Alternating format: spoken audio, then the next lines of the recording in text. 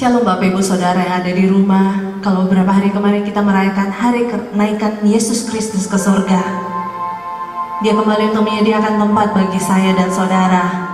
Dan kita percaya satu janji Bapa bahwa Ia akan mengirimkan satu penolong yang lain, yaitu Roh Kudus yang akan senantiasa menopang dan menolong hidup kita. Mari buka hatimu pagi hari ini. Pastikan kau mengalami Roh Kudus. Engkau mengalami kepenuhannya dimanapun kau berada. Karena kita percaya ketika kita membuka hati kita buat Dia, maka Dia akan hadir melawati hidupmu. Mari kita tundukkan kepala dan kita berdoa. Bapa, sungguh kami bersyukur buat pagi hari ini.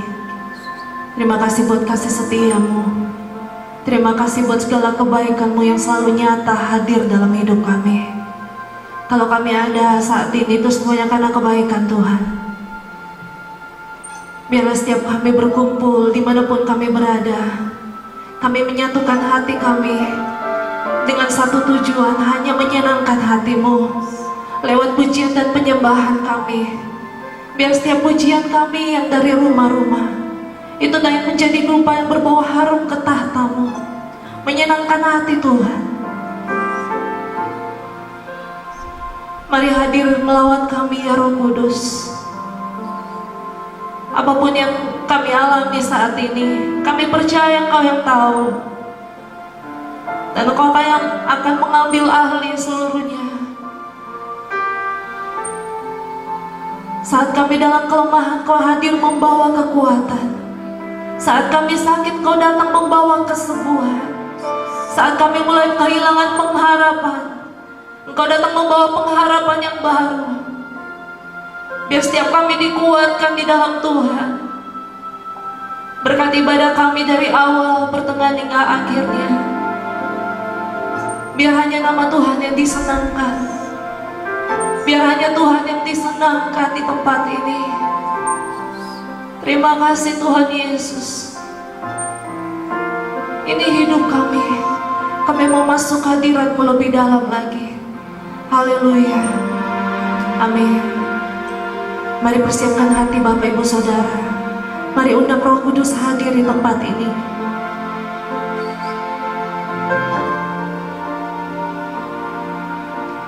Yesus Tuhan ditinggikan atas segala alam, dimuliakan naik ke surga, ikat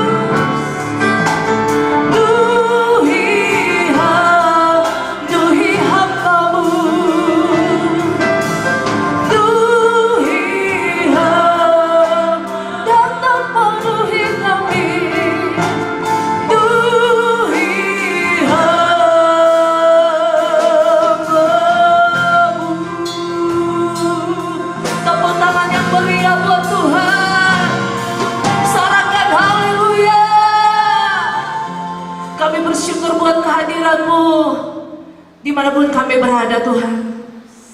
Sungguh hati kami bersyukur kepadamu karena besar perbuatanmu, ajaib segala perbuatanmu dalam hidup kami. Dan kami mau terus meninggikan Tuhan.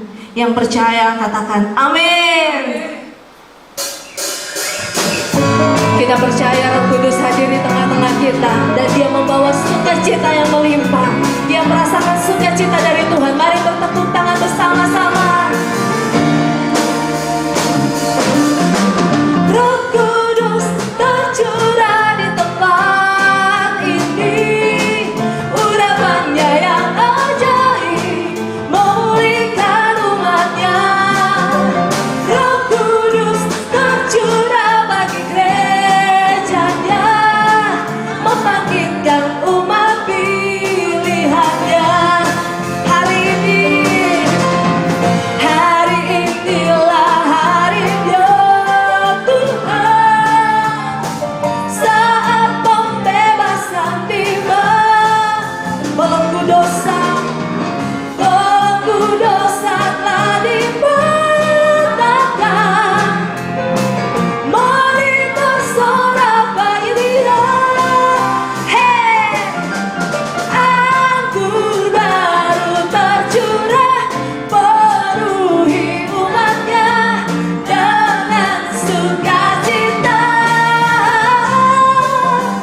Minyak baru tercurah, urapi umatnya, nyata kuasanya. Haleluya. Biar anggur baru itu melimpah di tengah-tengah kami Tuhan. Mari katakan dengan iman, Roh Kudus, Roh Kudus tercurah di tempat ini, urapannya yang ajaib memulihkan. Roh Kudus tercurah bagi gerejanya, membangkitkan umat pilihan. Mari katakan ke kiri kananmu, hari inilah harinya Tuhan, saat pembebasan tiba.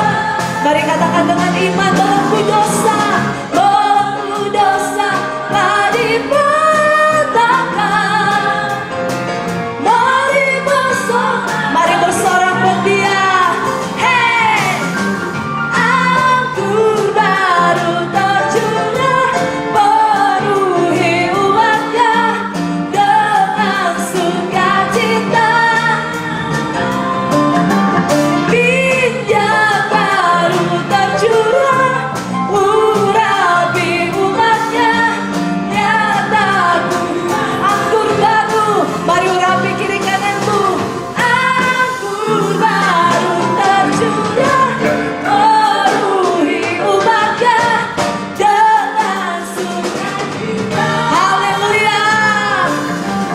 Minyak baru tercurah, urapi umatnya, nyata kuasanya, nyata kuasanya, nyata kuasanya, nyata kuasanya. Haleluya. Tepuk tangan yang meriah buat Allah yang dahsyat. Ya, kita akan mendengarkan kebenaran firman Tuhan. Mari buka hati kita lebih lagi, biar lewat firman yang ditaburkan, setiap benih itu dapat bertumbuh berbuah dalam hidup kita, dan kita makin hari makin menjadi seperti Yesus. Terima kasih Tuhan Yesus. Roh-Mu yang hidup penuhiku, mengalir dalamku. Jiwaku tenang bersamamu dalam naunganmu.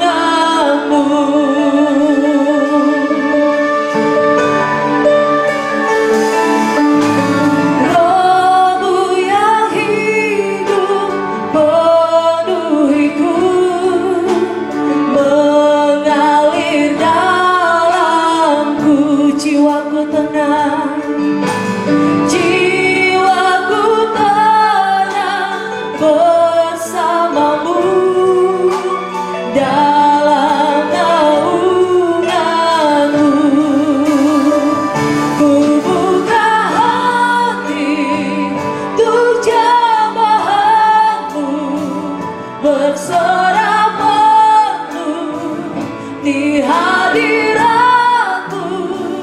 Kau ambil alih seluruh hidupku, di atasmu menyembahmu.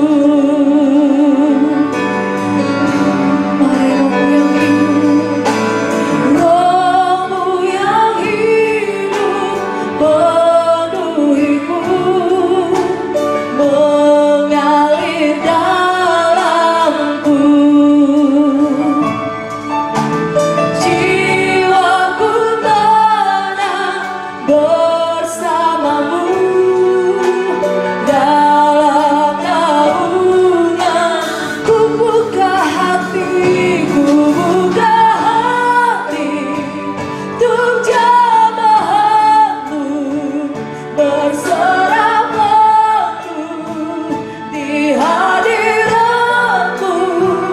Kau ambil alih seluruh hidupku, di atasmu ku buka hatiku, buka hati untuk jamahanmu, berserah penuh di hadiratmu. Kau ambil alih seluruh hidupku, di atasmu menyembahmu, di atasmu menyembahmu, di atasmu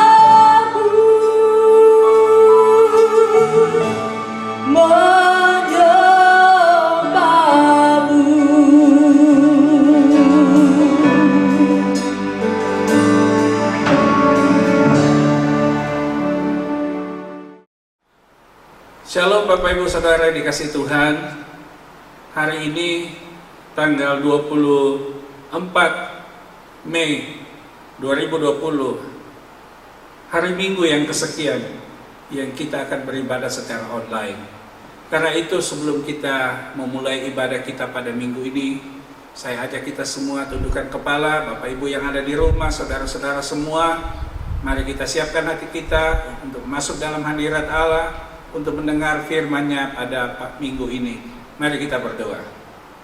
Bapa kami di dalam surga, Bapa yang sungguh mengasihi kami, Bapa yang telah memberikan putranya Yesus Kristus menjadi penebus dosa dan kehidupan kami umat manusia. Kami bersyukur bahwa pada hari Kamis yang lalu kami boleh merayakan kenaikan Tuhan kembali ke surga. Dan pada minggu ini kami akan belajar firman-Mu. Kami mohon Roh-Mu yang kudus mengurapi kami semua, mengurapi saudara-saudari yang ada di rumah masing-masing yang menonton tayangan ini. Roh Kudus mengurapi hati dan pikiran kami, sehingga benar-benar kami fokus akan kebenaran firman-Mu. Dan Roh Kudus memeteraikan firman itu dalam hati setiap kami, sehingga kami bukan hanya menjadi pendengar, tapi kami menjadi pelaku-pelaku firman-Mu. Kami mohon malaikat-Mu menjaga kami semua di rumah masing-masing dalam ibadah ini. Dan kami tolak semua kuasa jahat yang coba mengganggu, mengintervensi hidup kami. Kami patahkan semua kuasanya di dalam nama Yesus. Semua kutuk-kutuk sakit, penyakit, kelemahan tubuh, panah api si jahat, mantra, sihir, jampi, guna-guna, bahkan semua bentuk virus corona, kami patahkan kuasanya dalam nama Yesus. Kami siap mendengar firman-Mu masuk dalam ibadah pada minggu ini di dalam nama Tuhan Yesus. Haleluya. Amin. Bapak Ibu Saudara yang dikasih Tuhan, pagi ini saya akan mengajak kita membuka Alkitab dari Kisah Para Rasul 1 ayat 6 sampai yang ke-11. Kisah Rasul Para Rasul 1 ayat 6 sampai 11. Bagi saudara yang punya Alkitab dan bisa membaca, mari saya ajak kita semua membaca ayat ini bersama-sama. Ayat 6. Maka bertanyalah mereka yang berkumpul di situ, Tuhan, maukah Engkau pada masa ini memulihkan kerajaan bagi Israel? Jawabnya, engkau tidak perlu mengetahui masa dan waktu yang ditetapkan Bapa sendiri menurut kuasanya. Tetapi kamu akan menerima kuasa kalau Roh Kudus turun ke atas kamu, dan kamu akan menjadi saksiku di Yerusalem dan di seluruh Yudea dan Samaria dan sampai ke ujung bumi. Sesudah ia mengatakan demikian, terangkatlah ia disaksikan oleh mereka, dan awan menutupinya dari pandangan mereka. Ketika mereka sedang menatap ke langit waktu ia naik itu, tiba-tiba berdirilah dua orang yang berpakaian putih dekat mereka dan berkata kepada mereka, "Hai orang-orang Galilea, mengapakah kamu berdiri melihat ke langit? Yesus ini yang terangkat ke sorga meninggalkan kamu akan datang kembali dengan cara yang sama seperti kamu melihat dia naik ke sorga." Saudara yang dikasihi Tuhan, saya beri judul firman Tuhan saat ini, janji Bapa. Kata janji adalah sebuah kata yang seringkali kita lakukan. Janji adalah sebuah kesepakatan dengan orang lain untuk memberikan sesuatu atau untuk berjumpa dalam sebuah pertemuan. Namun sayangnya, banyak orang yang tidak mendapati janji.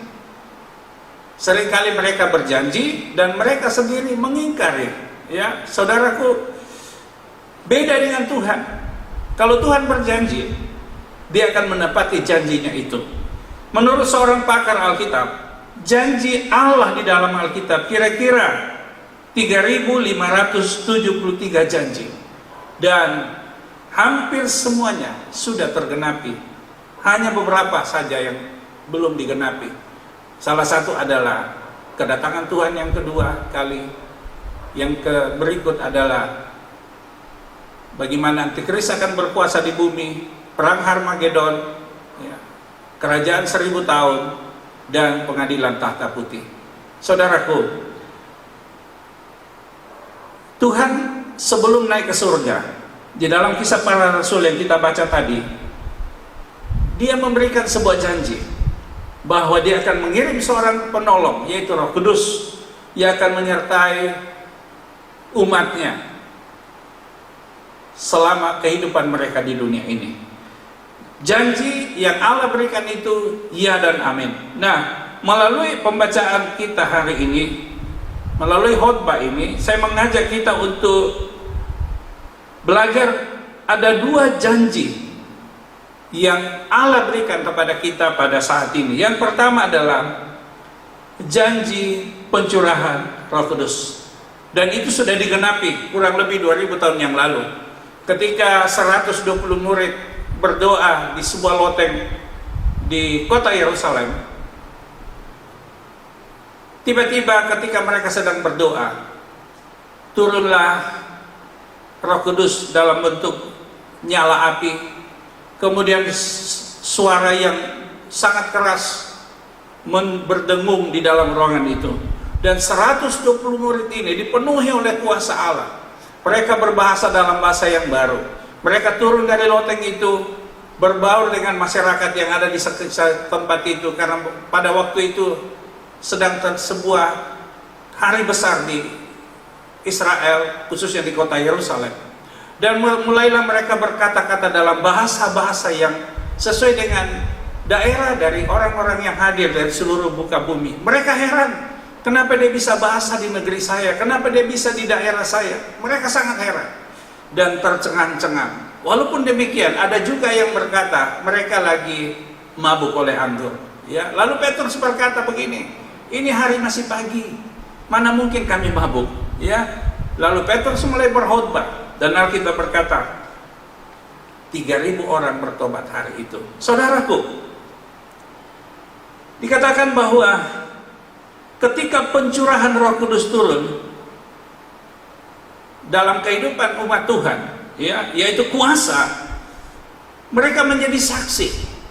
Roh Kudus yang ada dalam hidup saudara dan saya akan membuat kita bisa bersaksi kepada dunia tentang kasih Allah dalam hidup kita. Ya, bagaimana hidup kita yang lama, yang tidak mengenal Tuhan, hidup kita yang dulu penuh dengan dosa. Mungkin saudara dulu pemabuk, penjudi, ya, suka berselingkuh, tapi hari ini tidak lagi. Siapa yang bisa merubah? Roh Kudus. Itulah kuasa yang ada dalam hidup kita. Nah, kita perlu memiliki kuasa itu. Karena itu adalah ciri khas anak-anak kerajaan Allah. Orang yang tidak bisa bersaksi, ya, dia tidak layak menjadi pengikut Tuhan. Karena kita berkata, kamu akan menjadi saksiku di Yerusalem, Yudea, Samaria, dan sampai ke ujung bumi. Jadi saudara, kita perlu menjadi saksi Tuhan. Saudara yang sudah Kristen, berapa lama Anda Kristen? Mungkin ada yang baru, ada yang sudah bertahun-tahun, bahkan ada yang sudah beranak cucu. Pernahkah saudara bersaksi kepada orang lain? Ada satu kisah, ada dua orang tetangga. Tetangga yang satu itu rajin ke gereja. Tetangga yang satu lagi tidak pernah ke gereja. Ya. Dan setiap Sabtu, kedua tetangga ini pergi bermain tenis bersama. Mereka akrab sekali. Sampai satu hari, tetangga yang tidak kenal Tuhan, dia diajak temannya untuk mengikuti sebuah ibadah kebangunan rohani. Di situ dia berjumpa dengan Tuhan. Dia bertobat dan diselamatkan. Begitu dia pulang ke rumah, langsung dia datangi tetangganya yang Kristen dan berkata, kamu orang paling jahat di dunia. Tetangganya heran, kenapa saya jahat? Dia bilang, kamu jahat. Selama ini kamu sudah mengenal juru selamat. Kamu tidak pernah berbicara kepada saya bahwa juru selamat adalah Tuhan Yesus. Untung saya ikut KKR, kalau tidak saya akan mati dan binasa. Lalu tetangga ini minta maaf dan menyesal. Dia berkata, sebenarnya sudah lama saya mau bersaksi, tapi saya takut jangan sampai kamu tolak dan saya dikucilkan. Saudaraku, menjadi saksi artinya hidup kita seperti Kristus. Ketika orang maki-maki kita, kita balas dengan senyum.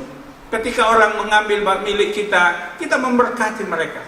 Salah satu sifat Kristus yang luar biasa adalah berkatilah musuhmu dan doakanlah mereka, ampunilah mereka. Saudaraku, menjadi saksi bukan hanya berdiri di mimbar berkhotbah saja, tapi menjadi saksi artinya dalam seluruh kehidupan kita, kita melakukan apa yang Tuhan ingin kita lakukan. Yang kedua, malah melakukan tanda-tanda ajaib.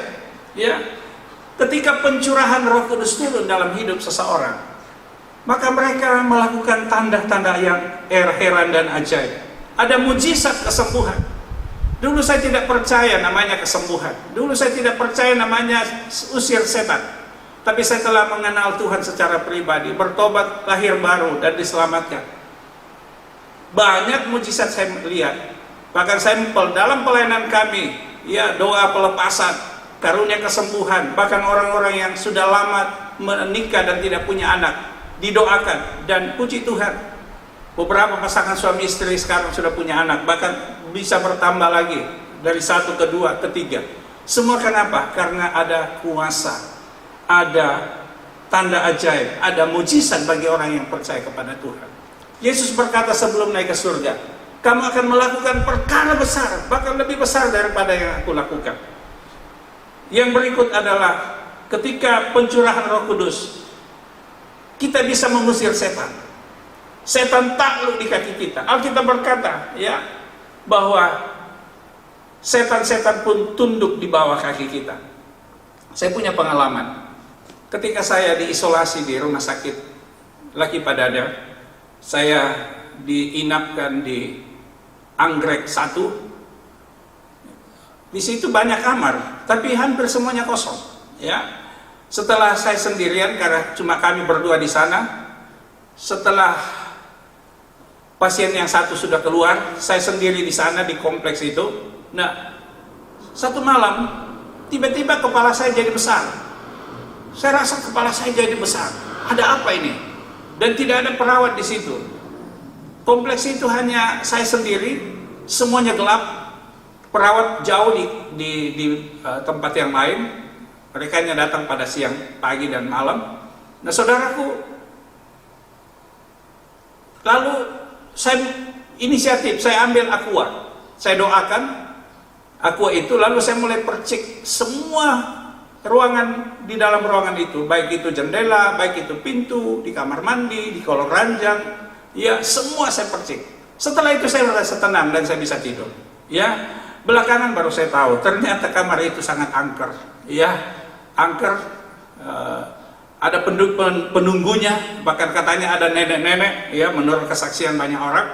Ya, saya baru belakangan baru tahu. Nah, saudaraku, dengan kuasa saya doakan air, lalu saya percikkan semua, penguasa pergi, setan lari. Kenapa? Karena ada Roh Kudus dalam kehidupan kita. Di dalam Markus pasal 16 ayat 17 18, saya akan baca untuk kita semua. Markus 16 17 18. Tanda-tanda ini akan menyertai orang-orang yang percaya. Mereka akan mengusir setan-setan demi namaku. Mereka akan berbicara dalam bahasa-bahasa yang baru bagi mereka. Mereka akan memegang ular, dan sekalipun mereka minum racun maut, mereka tidak akan mendapat celaka. Mereka akan meletakkan tangannya atas orang sakit, dan orang itu akan sembuh. Bagaimana kuasa itu bisa kita terima dalam hidup kita? Caranya cuma satu. Mungkin saudara berkata, saya juga ingin kuasa itu. Saya juga ingin mengusir setan. Saya juga mau mendoakan orang sakit dan orang sakit disembuhkan. Tadi dikatakan tanda-tanda ingin menyertai orang percaya. Siapa orang percaya? Saudara dan saya. Kita semua adalah orang percaya kepada Tuhan. Dan kita diberi kuasa, ya, untuk menumpang tangan atas orang sakit, untuk melepaskan orang dari ikatan kuasa setan. Caranya cuma satu. Hati kita perlu bersih, ya. Hati kita perlu bersih. Ada apa dalam hati kita? Dalam 1 Korintus 3:16 dikatakan begini. 1 Korintus 3:16. Tidak tahukah kamu bahwa kamu adalah bait Allah dan bahwa Roh Allah diam di dalam kamu? Ya. Tidak tahukah kamu, Anda dan saya, bahwa tubuh kita adalah bait Allah dan bahwa Roh Allah diam dalam kehidupan kita? Ya. Nah, saudaraku, berarti tubuh kita adalah tempat Allah bertahta. Nah, pertanyaannya, apakah hari ini hati saudara sudah bersih? Karena kalau hati kita masih kotor, maka Allah tidak akan mau bergabung dengan sesuatu yang najis. Alkitab berkata terang dan gelap tidak dapat bersatu. Coba kita lihat ada apa dalam hati manusia. Markus 7 21 sampai 23. Demikian firman Tuhan. Sebab dari dalam, dari hati orang timbul segala pikiran jahat, percabulan, pencurian, pembunuhan, persinahan, keserakahan, kejahatan, kelicikan, hawa nafsu, iri hati, hujat, kesombongan dan kebebalan. Semua hal-hal jahat ini timbul dari dalam dan menajiskan orang. Timbul dari dalam dan menajiskan orang. Kesimpulannya adalah hati kita perlu dibersihkan. Untuk menerima kuasa Roh Kudus, hati kita perlu bersih. Caranya bagaimana? Hati kita perlu didetoks. Detoks lewat apa? Kita bertobat. Ketika kita menerima Roh Kudus, kita berjanji, kita lepaskan semua.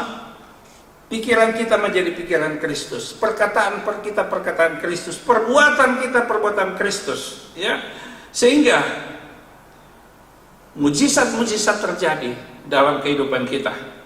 Kita akan melakukan tanda-tanda ajaib. Kita akan mengusir setan-setan ketika hati kita bersih. Tapi kalau hati kita kotor, tidak mungkin kita bisa menerima kuasa Roh Kudus, ya. Saudara, saya kasih contoh. Ibu-ibu atau bapak-bapak di rumah pasti semua punya lemari pakaian. Lemari pakaian yang ditaruh mungkin di kamar tidur, ya. Lalu isinya adalah baju-baju, gaun, perhiasan, mungkin barang-barang mahal kita simpan di sana. Saya percaya lemari itu dikasih parfum, pengharum supaya pakaian kita tidak bau apek. Nah, saudaraku, seringkali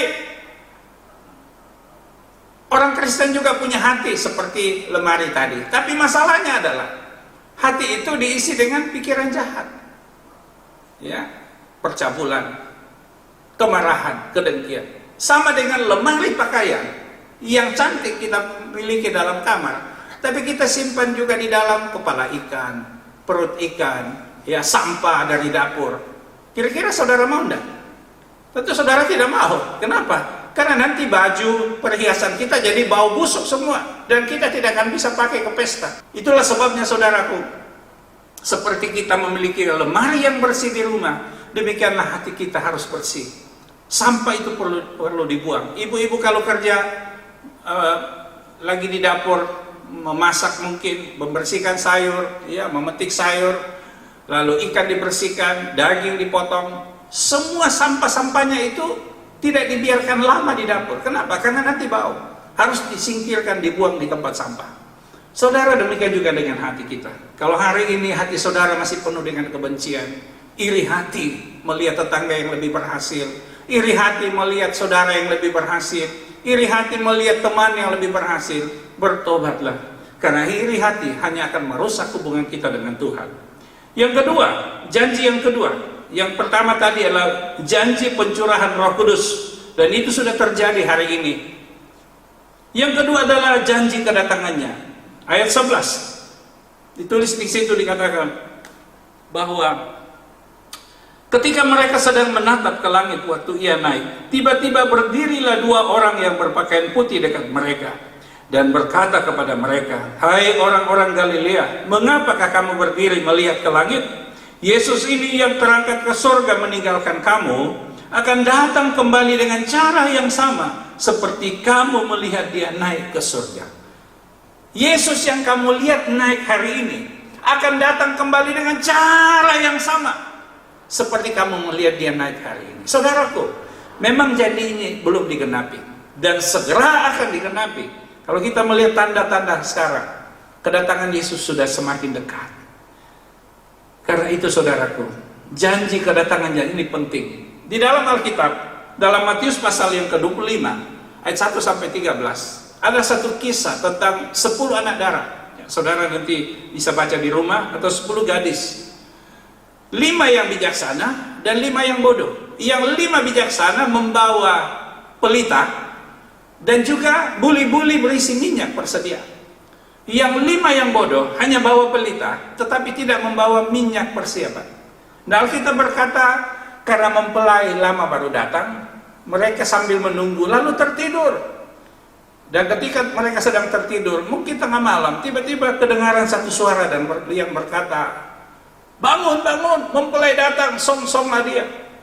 Maka 10 gadis ini pun tiba-tiba bangun, lalu mempersiapkan semua. Yang 5, dia lihat minyak dalam pelitanya sudah mau habis, dia ambil persediaannya, dia masukkan ke dalam. Yang 5 yang bodoh bingung, dia minta ke temannya yang punya, bagi sedikit minyak. Mereka bilang, "Oh enggak, cuma cukup untuk kami. Kalian pergi saja cari di warung. Coba pergi di toko sana beli." Ya, dan mereka pun pergi. Tapi karena tempatnya jauh, mereka pun lama baru datang. Nah, sementara mereka pergi, pintu dibuka. Ya, lalu yang mempunyah pesta berkata, "Silakan masuk." Dan 5 yang bijaksana yang punya persiapan minyak, masuklah mereka ke dalam. Dan pintu ditutup. Tak lama setelah pintu ditutup, 5 gadis bodoh ini kembali, mungkin dari toko, dari pasar beli minyak, dan mereka pun tiba di depan pintu. Tapi pintu ditutup. Mereka ketuk pintu dan berkata, "Tuan, Tuan, bukalah pintu. Kami juga mau masuk di dalam." Apa jawab yang punya pesta? "Enyahlah kamu, pembuat kejahatan." Di sana ada ratap tangis. Mereka menyesal, tapi sudah terlambat. Saudaraku, kedatangan Tuhan itu seperti pencuri. Dia datang pada waktu yang kita tidak sangka. Karena itu persiapkan diri kita. Pelita berbicara tentang kesaksian hidup kita. Minyak dalam buli-buli berbicara tentang urapan Roh Kudus yang harus memenuhi bejana hidup kita. Saudara yang hari ini belum dipenuhi oleh Roh Kudus, pastikan bahwa engkau minta kepada Tuhan. Alkitab berkata begini, "Bapa mana kalau anaknya minta ikan diberi ular? Bapa mana kalau anaknya minta roti diberi batu? Mintalah Roh Kudus, maka dia akan memberikan kepada kita." Salah satu kewajiban Allah dalam kehidupan kekristenan adalah memberikan Roh Kudus dalam hati setiap orang Kristen yang percaya kepada dia. Sebab itu kalau hari ini saudara-saudara yang ada di rumah yang menonton tayangan ini, saudara merasa selama ini hatimu kering, hatimu penuh dengan dendam, hatimu penuh dengan gelisah, ketakutan, apalagi di saat pandemi corona ini sedang merajalela, ketakutan melihat orang-orang, mendengar orang-orang mati, ya jenuh di rumah karena dikurung, tidak bisa kemana-mana, tidak bisa bekerja, bosan, ya makan tidur bangun, makan tidur bangun, badan tambah gemuk. Saudaraku, hati kita penuh dengan gelisah. Hari ini minta kepada Tuhan, biar Roh Kudus datang dalam hidupmu, memulihkan hidup kita, sehingga kita menjadi orang-orang yang penuh sukacita. Di dalam menantikan kedatangan Tuhan yang kedua kali, ada sukacita, tetapi ada juga penyesalan. Sebuah statement bilang begini, penumpang selalu berjuang dan semangat tiba di airport agar tidak ketinggalan pesawat. Berjuang dan bersemangatlah melayani Tuhan agar kita tidak kehilangan mahkota. Saudaraku yang kekasih dalam Tuhan, manusia hidup itu hanya satu kali. Kita lahir satu kali, lalu kita hidup, dan setelah itu kita mati. Kita lahir telanjang, kita kembali dengan telanjang. Tidak ada satu yang kita bawa, tapi ada satu yang akan kita persembahkan nanti kepada Tuhan, yaitu hasil perbuatan kita selama ada di dunia ini. Apa yang saudara lakukan selama hidup, itu menentukan nanti mahkota-mahkota yang kita akan terima di sorga. Sekali lagi, hidup ini satu kali saja. Kalau kita salah memilih, maka penyesalan selama-lamanya.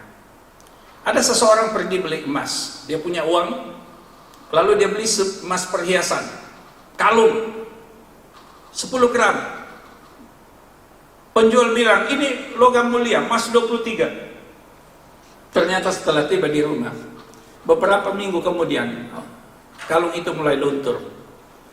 Dia pergi ke toko, tapi toko tidak mau ganti. Dia menyesal, dia kena tipu. Tetapi, saudara tahu, dia masih punya kesempatan untuk menggantikan dengan yang lebih baik. Dia masih punya waktu untuk mulai menabung kembali, mencari nafkah, sampai satu hari dia bisa membeli emas yang benar-benar asli, yang dia bisa pakai kemana-mana dalam pesta. Saudaraku, masih ada kesempatan untuk beli emas lagi. Tapi kalau keselamatan, begitu Anda salah memilih, lalu Anda dipanggil Tuhan, tidak ada istilah, oh Tuhan, biar saya kembali lagi mau bertobat, saya mau kembali lagi mau rajin melayani di gereja, saya mau kembali lagi Tuhan, mau aktif lagi pelayanan. Tidak ada kesempatan. Sekali kita meninggalkan dunia ini, maka tidak ada lagi waktu untuk kembali memperbaiki apa yang sudah kita lakukan. Alkitab mencatat bagaimana ada seorang kaya di Alkitab, dan ada seorang miskin namanya Lazarus. Orang kaya ini tiap hari berpesta, makan minum, mungkin tiap hari kalau dia di Toraja potong babi, tiap hari makan enak, undang teman-teman pesta pora tiap hari. Sementara Lazarus miskin, tidak pernah dibagi. Dia hanya makan remah-remah yang dibuang di tempat sampah. Dan satu hari Lazarus pun mati. Lalu dia duduk di pangkuan Abraham. Orang kaya juga mati. Lalu mungkin dia dibawa ke rumah sakit sebelum mati, ditunggui oleh keluarganya. Setelah dia meninggal, dijemput pakai sepeda motor banyak, pakai mobil ambulans, pakai mobil patwal. Begitu ramai, riuh rendah penjemput. Lalu dibawa ke rumahnya. Di sana dia dibuatkan pondok, dibuatkan pesta. Mungkin berhari-hari, mungkin seminggu, mungkin 10 hari. Dipotongkan kerbau kalau di Toraja, dipotongkan babi, dibuatkan tempat kuburan yang mewah. Tapi Alkitab berkata, orang kaya itu mati. Lalu di dalam panasnya api neraka, dia melihat ke atas, di mana Lazarus duduk di pangkuan Abraham. Lalu dia berkata, Bapak Abraham, bolehkah suruh Lazarus datang membawa air, aqua 1 gelas? Saya sangat kehausan dalam nyala api ini. Apa jawab Abraham? Anakku, di dunia kau sudah senang-senang, kau menikmati makanan enak, minuman enak. Sekarang waktunya Lazarus menikmati apa yang dia tidak terima di dunia. Lagi pula, tempatmu dan tempat kami itu tidak dapat didatangi. Ada jurang yang dalam yang memisahkannya. Orang kaya ini berkata, Bapak Abraham, bolehkah saya kembali ke dunia? Saya mau menginjili saudara-saudaraku supaya mereka bertobat, jangan masuk di sini. Abraham mungkin berkata, enak saja, ya, tidak ada kesempatan, terlambat sudah, ya, saudaraku. Setelah di neraka baru sadar bahwa ternyata api neraka sangat-sangat panas, tapi tidak ada yang dapat dilakukan lagi, sudah terlambat. Ada seorang gadis, anak seorang bankir di Italia, dia bersaksi begini, kami ini keluarga kaya, kami memiliki pesawat pribadi, kami memiliki kapal pesiar pribadi, kami memiliki villa-villa yang mewah, rumah kami banyak, karena papa saya seorang pemilik bank. Namun satu hari, papa saya terpapar virus corona, jadi isolasi di sebuah rumah sakit. Tidak seorang pun bisa menjenguk. Kami tidak bisa datang ke sana karena protokolnya seperti itu. Sampai satu hari kami dengar kabar bahwa papa sekarat, dan akhirnya papa meninggal tanpa satu anggota keluarga pun mendampinginya. Kami sedih, tapi kami tidak dapat berbuat apa-apa. Akhirnya papa dikuburkan oleh beberapa orang tanpa kehadiran kami. Dia pergi begitu saja, seperti seseorang tanpa keluarga. Papaku seorang yang kaya. Sejak muda dia bekerja keras, dia membanting tulang, dia mencari nafkah, supaya menjadi orang kaya dan terkenal, supaya kelak di usia tua dia bahagia, hidupnya bahagia, anak-anaknya berhasil. Tapi ternyata di akhir hidupnya kekayaannya tidak dapat menolong dia, uangnya tidak dapat menolong dia. Apa yang dicari selama bertahun-tahun ternyata tidak bisa menambah 1 menit waktu hidupnya. Dia tidak bisa membeli kesehatan, bahkan peti mati yang baik pun dia tidak bisa beli. Tidak ada karangan bunga,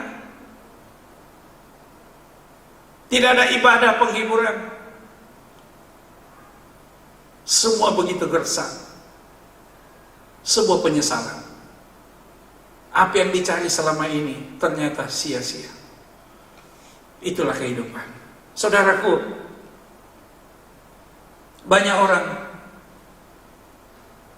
sejak pagi sampai jauh malam mencari uang agar mereka bisa kaya, dengan sebuah harapan, ketika kaya saya pasti senang. Tapi ternyata setelah semua didapatkan, ternyata kesenangan, kebahagiaan tidak pernah didapatkan. Kebahagiaan hanya ada di dalam Yesus Kristus Tuhan, yang menjadi jaminan kehidupan kita. Alkitab berkata begini, di bawah kolong langit ini tidak ada nama lain yang olehnya saudara dan saya diselamatkan. Hanya di dalam nama Yesus, karena dia adalah Tuhan dan Juru Selamat, pemilik sorga. Dia datang ke dunia mencari saudara dan saya, untuk menyelamatkan hidup kita, untuk mempersiapkan tempat yang baik bagi kita semua selama-lamanya. Tempat kita hanya 2. Ada neraka, di mana orang akan dibakar dalam api yang kekal selama-lamanya. Atau yang kedua, tempat kemuliaan, kebahagiaan selama-lamanya, yaitu surga yang mulia. Nah saudara, bagaimana bisa mencapai surga? Hanya satu, seperti saya katakan tadi, melalui Yesus sebagai Tuhan dan Juru Selamat. Yesus berkata, akulah jalan dan kebenaran dan kehidupan. Tidak seorang pun yang sampai ke rumah Bapa di surga kalau tidak melalui Yesus.